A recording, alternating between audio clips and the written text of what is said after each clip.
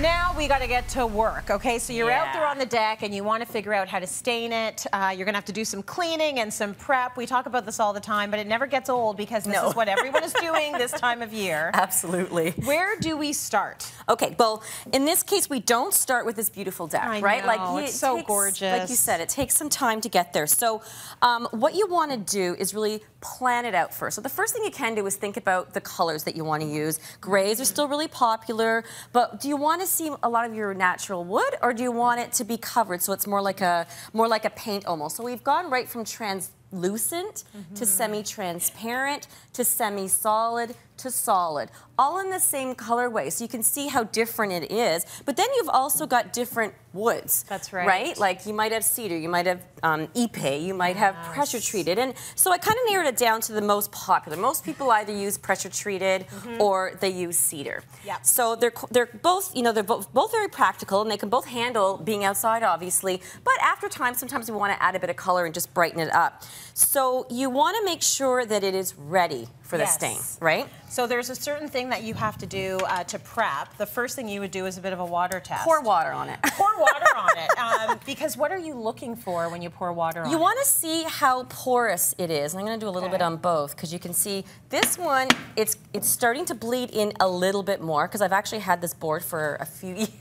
Yeah. This one's newer, and you can see that it's actually beading. If it's beading, it's not ready to stain. So you can either sand it. You can either use a product to remove the mill glaze, which I think is the second one there, the brightener. You can use that to remove the mill glaze, or just be lazy and wait till next year. Yeah. Right? Well, you can do that. I mean, we had to do some waiting on my project, and part of that was about waiting for the weather to be right. But part of that is about waiting to the wood for the wood to be right. Waiting for the wood to be ready. Yeah. So once you know that, like you can see there, it's starting to absorb. So it's ready for stain. So if you've got a lot of stain already on there and you want to get it down, you want to get it down to a natural wood, then you have to use the remove product. And that's almost more, and that's more like a paint stripper. Okay. So you apply that, let it sit for, it's like 20 to 30 minutes. And this is where you get a lot more work. You've got to scrub it with a deck brush. So it's a lot more work. And actually, outdoor work isn't so fun. That's where I'd want to hire someone personally. I mean, think about your kids. They don't have much to do this summer. There you go. There's a nice little brush. Volunteer work for high school. Maybe that would work.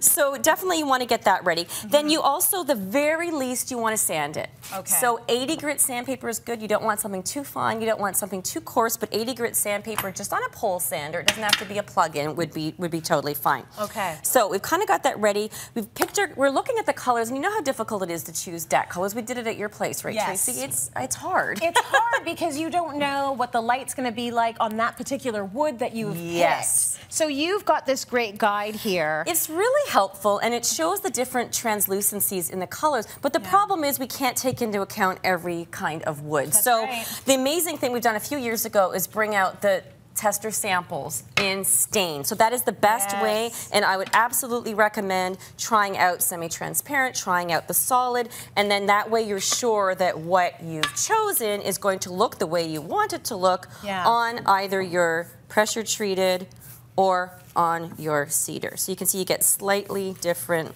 looks. Yes. You really don't know until you try, and I know on my front porch there were a few strips done in different translucencies of stain. Exactly. In order to pick. You needed to see it. You needed to see it. And we ended up with yours going with a black, which is like this one on the back here. And again, I tried out semi-solid, tried out semi-transparent, and we went with semi-transparent. So if you have extra pieces of the actual wood, keep those. That way you don't have to do it on the actual deck, but otherwise just use the side, anywhere, so you can get a good sense of the color before you commit to doing the whole deck. And make sure you use a good stain brush. That's another really good tip that I love to tell people, the samples, and using the right tool. So a good stain brush will make your job a lot easier, because you really do have to brush it. You can't roll stain. What do you need to have in a good stain brush? Like, do you want it to be that big thickness? You want it to be thick, exactly, so you can get a lot of product on it. It just makes it a lot quicker, and then you go along, and if you really have to roll it, get someone to come behind you, those kids again, and get them to brush into it over your roller, okay? Working is good. That's nothing wrong with that.